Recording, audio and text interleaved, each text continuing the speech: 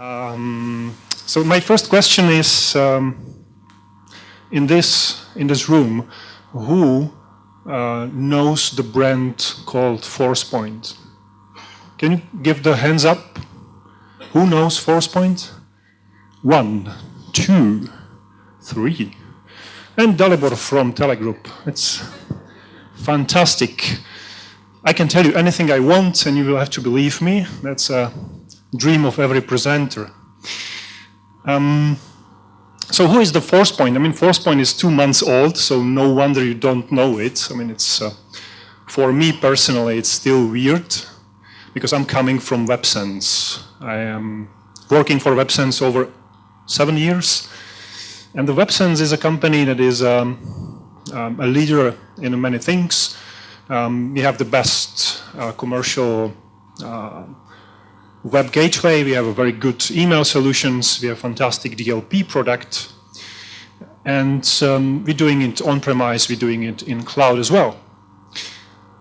But the WebSense was purchased by the company called Raytheon.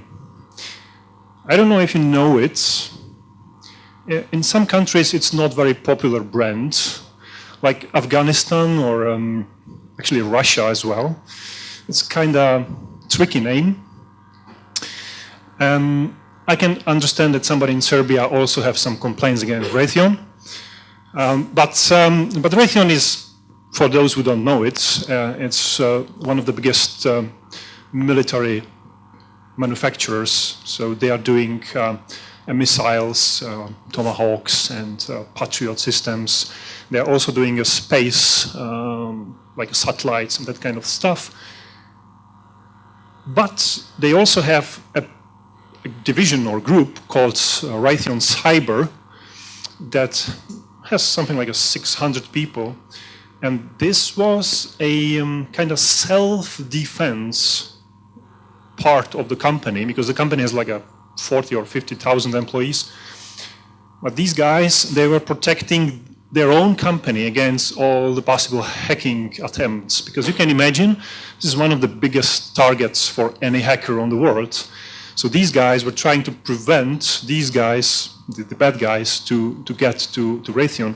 And even before, there was a commercially available things like you were talking about, or we were talking about this today, all these firewalls and sandboxings and any other stuff. Raytheon guys have to prepare it in advance and do some stuff.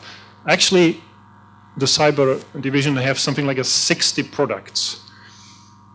But because, you know, it's a self-defense, nobody cares about the manuals, about nice GUIs, things like that. So, well, out of these 60 products, we choose 4 that we will be presenting on the global market. I will talk about it a little bit later. And of course, we don't have a time to talk about all these products. So please ask Telegroup. They can give you some overview about these products. And the last thing that is added to the equation is a company called StoneSoft.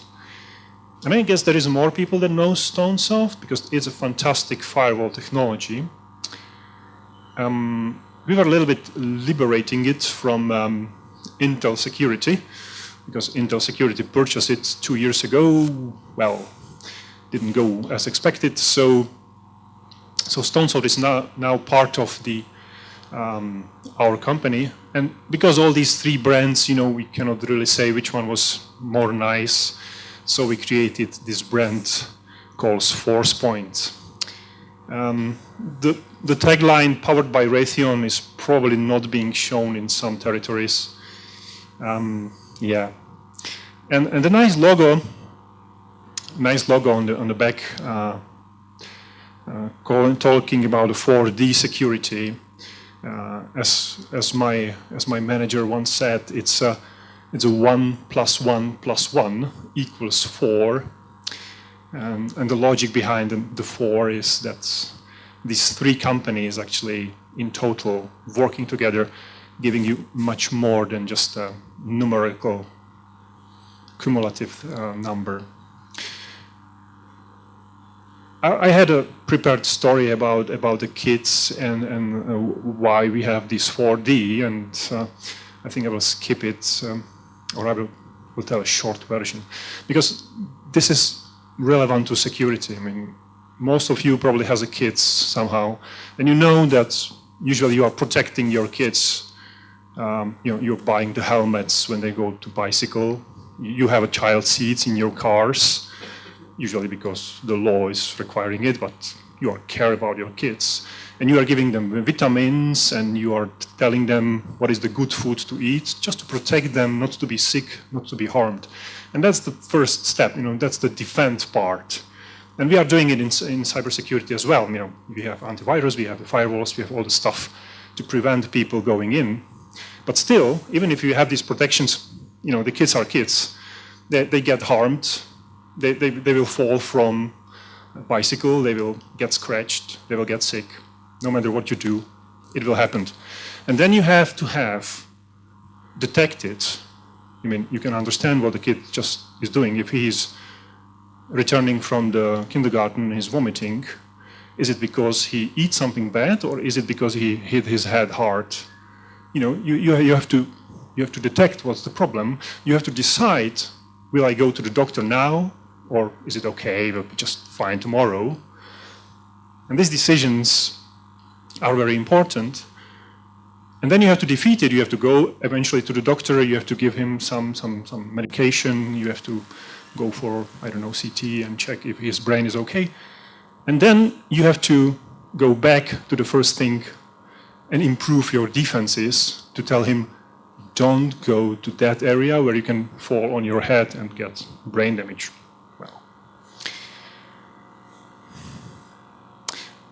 I was thinking if I should add this slide, because we're talking about it all day, like the business environment is evolving. Yes, it is, of course. Everybody now has a mobile phone, looking at it. If it's boring part, just check your emails. Shouldn't be possible a few years ago. Everybody knows, okay. Everybody knows that the threat landscape is evolving. Yeah, 2 years ago, who was aware about the crypto locker? Nobody. 1 year ago, everybody knows about it. We hear it in the radio, we saw it in TV, we read it in newspapers, and we were thinking, yeah, poor guys, they have to pay. Today, yeah, we're getting it, all of us. There will be very few people here who never get such an attempt to their company, to their personal mailbox. You are all security professionals, so I don't know if you get some emails, attached invoice, please read it. You won't open it, right? You won't, will you? Who got infected? Nobody. You are all perfect. That's great. I also got one of these emails to my corporate mailbox. The reason was that the attachment was some base 64 coded, so it was actually useless. So even if I take it, download it, I was interested in it. I take the file, try to open it in my sandbox. Nothing happens. So this was the only one that comes through. But yeah, these things are coming through. But the reason why I put actually this slide on is the last topic. The RSAC, that's the RSA conference in US, beginning of the year, and in this year there was 450 plus security vendor on this conference, 450 plus. All these guys are trying to solve something. They're trying to solve some security problem. And do you know all of them? Probably not. 4 people here know Forcepoint. Again, we are quite a big company, technically. So all these guys, they're trying to find a niche, they're trying to find a problem, have a solution, sell it to somebody, and then hope that Cisco will buy them. But, it's simply too much. And the result today is that the average customer of us, they have something like 15 to 25 different security vendors in their network. So let's say average is 20 network vendors in each company. It's terrible. That's 20 consoles, 20 manuals you have to read, 20 policies you have to set it up. It's simply too much. So I'm afraid that the security industry, and I'm part of it, are simply failing in this moment. We, all of us that we were presenting here today, we are failing to protect you perfectly. I mean, the reason is budgets of the companies. Yes, if you will feed us more, we will be better. But I think that there must be a change, there must be a consolidation to help you to understand the security business. And Forcepoint is trying to somehow do it. This is a nice picture. I mean, it's a pointless picture, but I just bring it up to show to someone who everybody is scared of. The big bad hacker, the guy that is hacking you. And in the beginning, Dalibor was talking about, for example, the Panama Papers. Yeah, there was a story like their email server was hacked. 2 terabytes of data through email server. Not sure. I mean, our sources also saying, our company saying that they had a website based on WordPress, an obsolete version of WordPress that, lots of possible ways how to hack it. But again, it's a website, not really juicy target. It's nice to deface it, but that's not really any fun now. But they also have the customer site, the customer portal, when customers can exchange documents, and they were based on Drupal. Guess what? Outdated version, prone to attack. I don't want to say everybody can attack them, but knowledgeable people can do that. So again, that's a possibility how they leak the data out of it. 2 terabytes of data, I mean, it's a couple of days because it was a large network, probably a couple of hours. But we think, discussing inside the company, it was rather this guy that's behind it. I mean, this harmless-looking Kent Clark-like guy that has the access to this data. I mean, copy 2 terabytes of data. It's a question of a few minutes today if you have a good access. And a lot of companies, we have 32% of responders, it was 1 or 2 years ago, they said that the insider problems are more heavily influencing their security business. And I want to talk, and the topic of my presentation is about DLP, and I will talk about it right now. And the DLP is something that is, from my point of view, necessary now because of these guys. Eastern Europe, Serbia, Romania, Czech Republic, Slovakia, Hungary, Poland, together with Israel, were the most successful countries selling DLPs. In Israel, it's a national sport. I mean, the kids understand the security. You will not buy in the grocery unless they have a good security. But in Eastern Europe, why we have such a successful sales in DLP? It's an approach. It's a company approach. In Germany, in France, the DLP is like a bad word. It's like a cursing. The unions, they have such a strong positions that in Germany it's impossible to employ a DLP properly because they don't allow it. In Eastern Europe, we have a typically, sorry to say, but less trust to our own employees. In the US, in Western Europe, the managers, they were like, I hired these guys, I have to trust them. I will not buy a product that will be spying on them. But this is changing.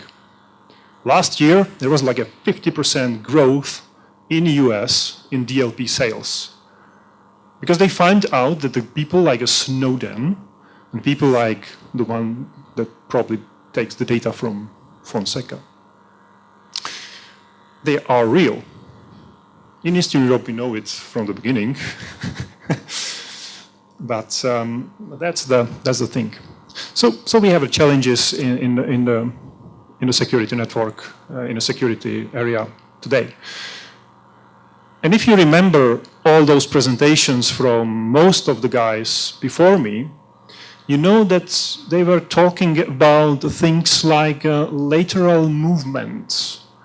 If you know what does it mean, I figure out that we are talking about it, but nobody knows actually what does it mean. Yeah, this is meaning that the malware is moving inside the company from one computer to another. That's the lateral movement. And we are talking about the things like dwell time, the time when the malware is actually inside the company. It can be years. And there was a situations where advanced persistent threat were 2 years collecting data and sending it out inside the company. Nobody noticed. Easy. But why all of these guys, including me, talking about these things? Isn't it weird? We should talk about how we protect you. Not talk about like, you are already infected. Yeah? And the reason is that the security today is really not able to protect you 100%. No matter what, insider threat or outsider guys, they will get through. They will get inside. And what we are talking in Forcepoint is that not only we need to protect you, we need to use this defend green button, but we need to learn and we need to mitigate the problems that are already inside the companies.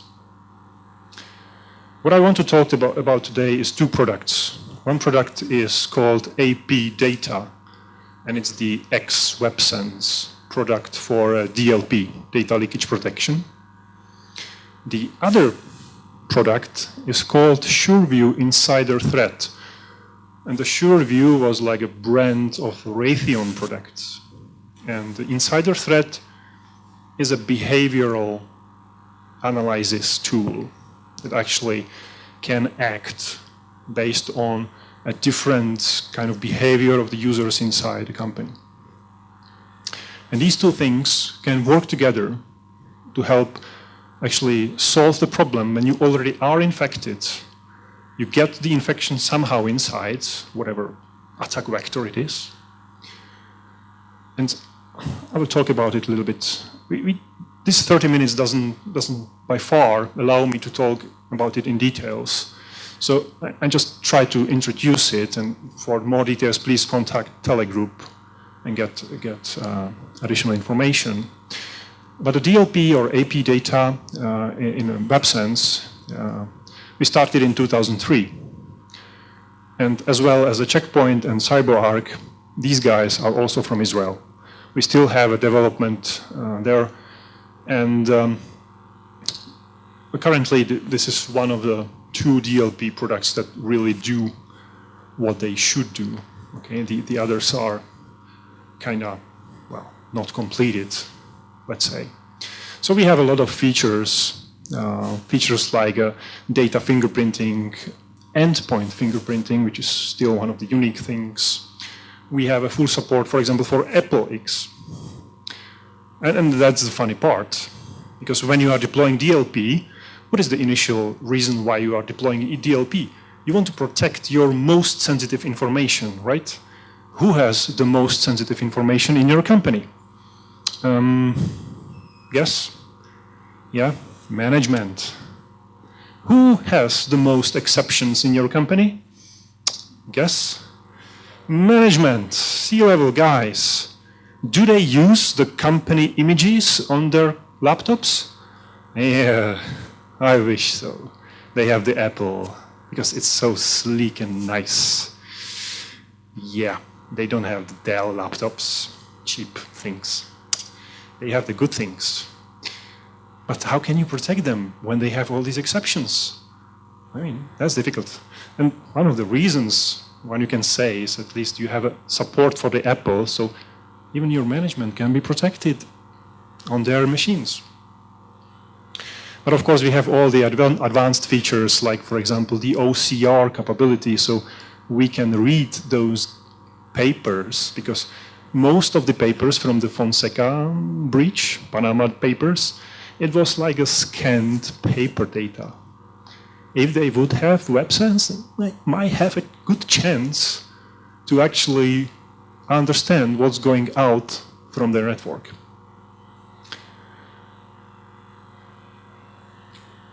And other things are developing in the future. And we will have things that we call the next generation DLP, focusing on behavior of the people, like you understand from the behavior from the emails that the people are sending. That we have, for example, a policy called disgruntled employee, you know, the guy that is not really satisfied in his job, and the policies are able to actually trigger when this guy is showing more activity on this level. So quite interesting stuff we currently have inside. As a news, I can say here in Serbia, next version in 2 weeks, we will have finally directly supported JMBG inside our policies. Lucky me. But the DLP is there not to prevent people doing things.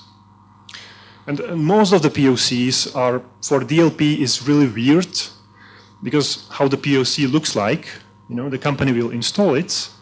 They will say, yeah, here is the list of my credit card numbers, show me if you can protect it. You will show that you can protect it and say, yeah, that's fantastic, you can block it. And they are satisfied and they will buy the product. And then they will actually realize that it's nice that you can block, but that's absolutely useless if you are blocking everything. You have to actually allow the things. You have to have the product that allows your people to work, because it's not there to block. It's not there to limit your performance. It must allow it. And that's the slight difference in a DLP, which is good, and DLP, which is not good. And of course, our DLP can allow you the things like using the cloud, because that's the trend. And again, everybody was talking about the cloud things, what we are supporting. The DLP usually was a problematic here because it actually contains the most sensitive things you have in the company, and you are trying to put it in the cloud. Hey, crazy? No. So we now have a possibilities how to do it safely inside the Azure cloud, inside the Office 365 environment, inside the box and Dropbox and all the other stuff. So yeah, there is a lot of built-in stuff like compliance and policies. You will just, you know, choose the industry you are in. You will choose a Serbia, and you will get a list of policies that are applicable for you. Just press OK and deploy it. Fantastically easy. It's, well, marketing. Doesn't works like this in the real time, but it's still much easier than to write down your own regular expression scripts. These policies, of course, are also looking for the internal data theft. And again, we have the direct policies that are looking on those kind of things and trying to judge what the people are doing. And you can imagine that it's not perfect. I mean, how can you judge it from 1 or 2 emails? You can't. You need a time, you need the baselines, you need a proper setup. So that's not an easy thing. But there is no other way how to do it. Whoever will promise you, you know, to just click 2 times and you are protected, you can believe him, but then that's wasted money. The other stuff that I wanted to spend a few minutes is called insider theft. The Survey Insider threat is actually doing some of the things described in these 4 bullets. In order this thing can actually work, you need to create a baselining. You need to understand what your employees are doing when they are coming to the office, when they are reading the emails, when they are going to the lunch, when they are going to the toilets, technically, and what they are doing in their job. You have to baseline it to be able to look for some kind of outliers, some kind of external things that now he's doing and he was not doing it before. We can correlate multiple systems, and AP data, DLP is one of them. We have the command center that are doing it, and we have one fancy feature which I will show you. You will probably hate me and my products because, yeah, that's not nice, but let's look at it. Well, the command center here is just showing you what the environment looks like, what is your company looks like, what the policies is going through. You can have a view on the most riskiest people based on the policies that you are setting up and their behavior inside. You can pinpoint automatically top 20, 50, 100, depending on the scale of the company, and put the more strict policies on them automatically, because, I mean, monitoring people is not a nice thing. No, it is not a nice thing, and I'm saying it even if I'm selling such a software. Monitoring people, you should do only in the case there is any risk.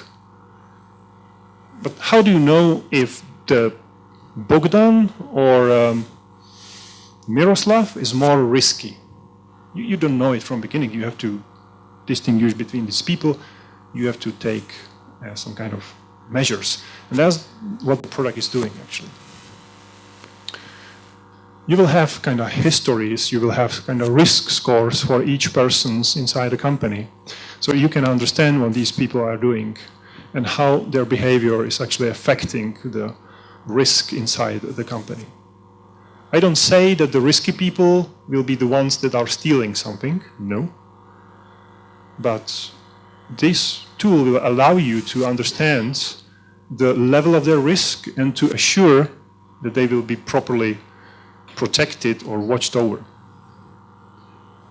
One of the things that is helping you to do it is actually, for example, the video replay. Because the product is actually based on the agents.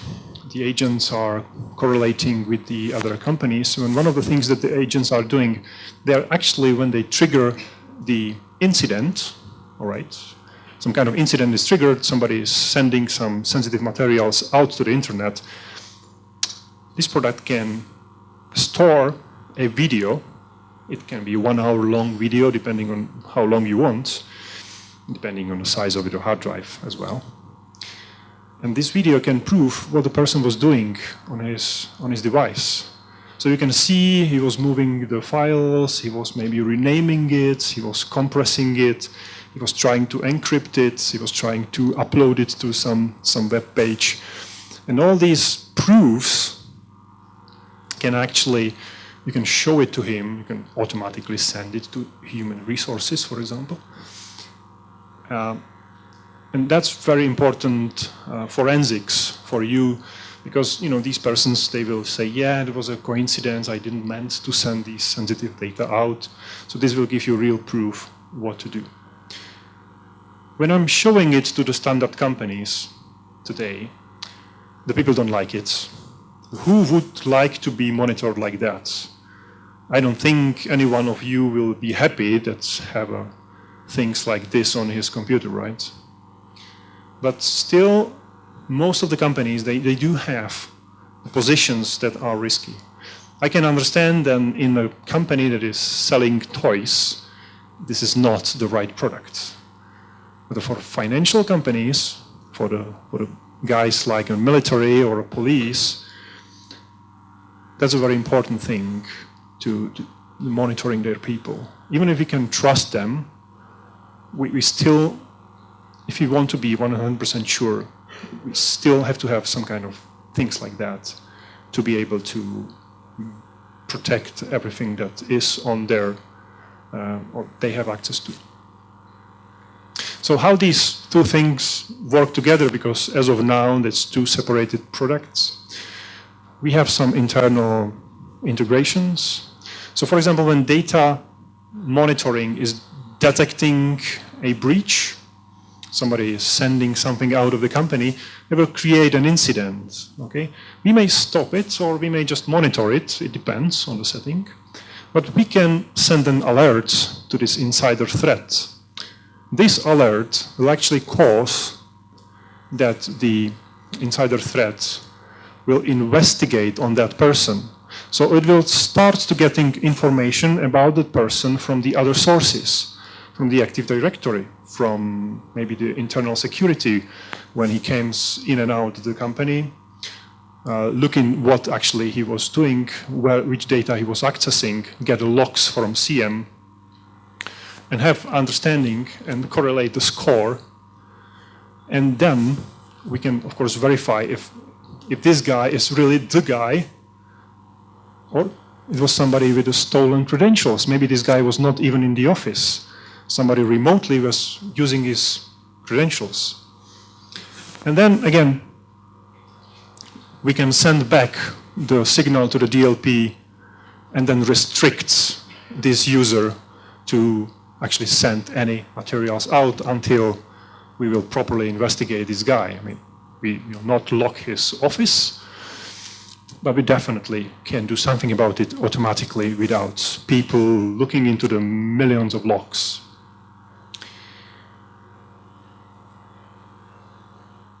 All right, a little bit about technology behind, and I think this slide is something which is most comprehensively describing what the DLP is actually doing. Okay, DLP is a complicated product and there is a lot of technologies, and I have like the last 5 minutes to describe it. But this slide is very nice. The DLP is actually looking at who is doing what,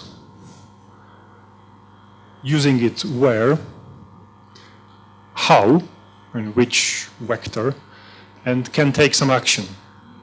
So for example, if we have somebody from human resources taking a employee personal data and sending it to the Dropbox over the web, that's not really nice. Okay, so we will block it. But when the same guy from human resources will same data and sell them or send them to the business partner, okay, for example, a headhunting company, over the email, that's perfectly okay. But we just want to be sure that nobody will see it, so we will force the encryption of those data automatically. All right, and that's what DLP is about. Understands the data, is it sensitive or not? Understands who is it, what kind of people, where they are working, do they have the proper rights? Understand the channels, okay? Looking at the web, email, whatever. Looking at geolocation, understand if it is a Chinese site or a Russian site or American site. Understand if that is happening to the USB or somebody is trying to print something. There is many technologies behind, like from the below, simple keywords, simple dictionaries. We're going up to the regular expressions, which is the place where most of the light DLP solution are like ending up. Then we can use the machine learning to understand the never before seen documents, like reading it and based on semantic of the document, understand if it is a human resources document or is it a marketing plan, and put it to the proper category. We can use a script to be able to understand if the number that we just see is a really license, for example, driving license number, because driving license numbers, I don't know how in Serbia, but in Czech, it's just a random 6-7 numbers, 6-7 digit numbers. But if it is close to a name, which is close to some terminology, and we can create a script around it, we can detect very much, with very high fidelity that this is a genuine license number. And then the top of the pyramid is a fingerprinting, when we take your data, do the fingerprints, and protect these data when they are going through the network, or they are being printed on the endpoints, or they are being moved to the USB, and understand what is happening. It may be a database of your customers. It may be a list of legal papers that your legal department is creating. Of course, there is a built-in incident management, so you can do many things whenever the incident is already done. But yeah, that's a lot of slides, very nice. It's too late and you are too hungry to be able to consume it. My final message is that the Forcepoint is here to basically safeguard your data and your networks. Okay? We are not doing it in the future, as some of the companies. We are doing it now. Right. It was a joke. Sorry for Checkpoint. I knew it's not a good joke, but could not resist. We try to simplify the compliance. We try to make it easier for you. Try to put it together with the decision making, so you can streamline your security, because we understand that it's difficult for you to have 20 consoles and try to manually correlate and look for where this guy was yesterday. Was he in the company? When he comes to the company, did he access this share? Did he take this file? Did he send it to the Dropbox? Is it a company Dropbox or is it a personal Dropbox? You know, all this information should be on one place. And there are tools that we can help you with. So we are focusing on what matters most, that is the marketing stuff. You know it better than I do. And I understand the Forcepoint is kind of advanced thing. It's not a basic firewalling, or it's not a basic antivirus that still the companies are spending most of the money today. It needs a little bit more preparation to deploy such a product into the company. But I believe, based on what was happening last few years, that without such technologies in the future, we will not be able to protect the data inside the companies. So otherwise we will just say, yeah, who cares? Or we will try to do something about it. Actually, the biggest enemy of the Forcepoint inside the company is not the security officers. It's not even the users that we are spying on sometimes. It's the legal department. Especially when you're talking about the cloud, because we have a lot of things in the cloud as an optional thing. So if the customers want to improve, for example, their email security, it's not a problem. We can protect you much better than on-premise solutions inside the cloud, because in the cloud there is way more possibilities how to do it. But guess what?